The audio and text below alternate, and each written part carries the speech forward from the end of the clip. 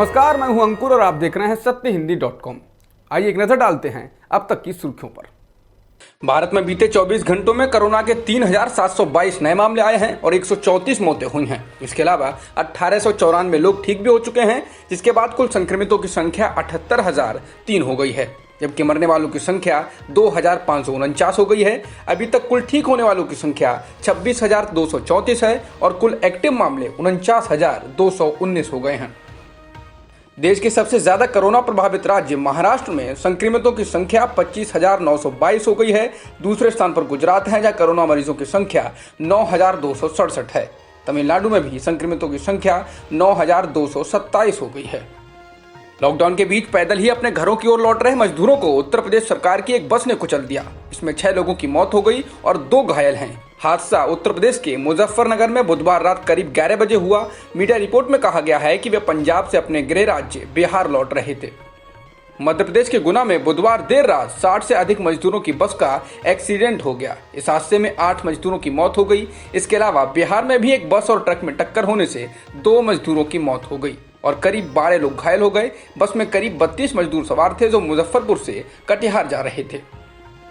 भारत सरकार द्वारा आर्थिक पैकेज के ऐलान किए जाने पर विजय माल्या ने प्रतिक्रिया दी है। शराब कारोबारी विजय माल्या ने इस ऐलान पर केंद्र सरकार को बधाई दी। साथ ही ये भी कहा कि अब सरकार को उससे सारा पैसा वापस ले लेना चाहिए। विजय माल्या की ओर से ट्वीट किया गया, मैं सरकार को कोरोना वायरस संकट के बीच रिलीफ पैकेज की बधाई देता हूँ। वो जितना पैसा छापना चाहे छाप सकते हैं, लेकिन मेरे जैसे एक छोटे सहयोगकर्ता को इग्नोर किया जा रहा है जो स्टेट बैंक का सारा पैसा वापस लौटाना चाहता है। माल्या ने लिखा, मुझसे सारा पैसा बिना शर्त के ले लिया जाए और मामला खत्म किया जाए। दुनिया भर में कोरोना वायरस से करीब 3 लाख मौतें हो चुकी हैं। जॉन हॉपकिंस यूनिवर्सिटी के अनुसार दुनिया भर में कुल 2,97,000 से ज्यादा लोगों की मौत हुई है, जबकि संक्रमितों की संख्या 43,47,000 से अधिक है। अमेरिका में कुल संक्रमितों की संख्या 13,90,000 से ज्यादा हो गई है, जबकि मरने वालों का आंकड़ा 84,119 हो गया है। वहीं रूस में कुल संक्रमित 2,42,000 हो गए हैं और मृतकों की संख्या 2,212 हो चुकी है। ब्रिटेन में संक्रमितों की संख्या 2,30,000 से ज्यादा हो गई है और मृतकों की संख्या 33,000 से ज्यादा है। स्पेन में भी संक्रमितों की संख्या 2,28,000 से ज्यादा हो गई है और मृतकों की संख्या 27,104 है। इसके अलावा इटली में भी कुल संक्रमित 2,22,000 हो चुके हैं और मरने वालों का आंकड़ा 31,000 से अधिक है।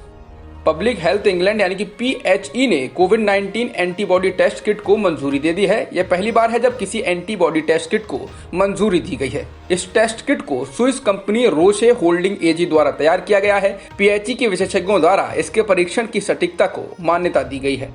विश्व स्वास्थ्य संगठन यानी WHO ने दुनिया भर को कोरोना वायरस को लेकर चेताते हुए कहा है कि हो सकता है कोविड-19 कभी खत्म ही ना हो। विश्व स्वास्थ्य संगठन के आपातकालीन मसलों के निदेशक माइकल रयान ने HIV का उदाहरण देते हुए कहा, ये वायरस भी कभी खत्म नहीं हुआ।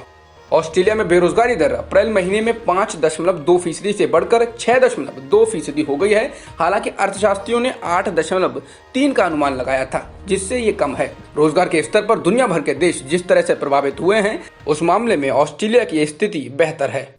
अब तक की खबरों में इतना ही। बाकी खबरों के लिए बने रहिए सत्यहिंदी.com के साथ।